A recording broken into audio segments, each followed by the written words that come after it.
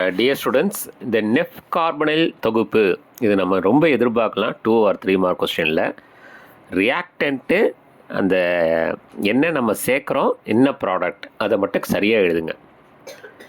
இது ஒரு nitro ethane, CH3 CH2 NO2.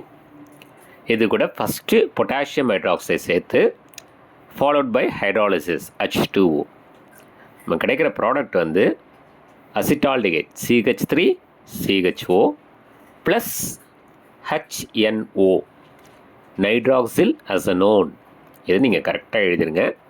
நம்ம ரொம்ப எதிர்பார்க்கலாம் நெஃப் கார்பனைல் தொகுப்பு அப்படிங்கிறத 3 மார்க்கில் கேட்டாலும் சரி, 2 மார்க்கில் கேட்டாலும் சரி.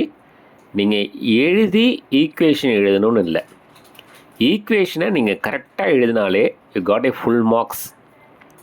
அந்த ஈக்குவேஷனில் தவறு இருந்தால் தான் உங்களுக்கு ரிட்டன் ஸ்டேட்மெண்ட்டில் அது சரியாக இருந்ததுன்னா, ஒருவேளை ஈக்குவேஷன் 3 மார்க்னால் ரிட்டன் அது தப்பாக இருக்குது, ஸ்டேட்மெண்ட் கரெக்டாக இருக்குது அப்படின்னா அந்த ஸ்டேட்மெண்ட்டுக்குரிய 1 மார்க் கொடுப்பாங்க.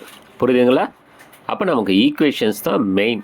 அதை நீங்கள் சரியாக எழுதிட்டிங்கன்னா full mark you can get. சரிங்களா?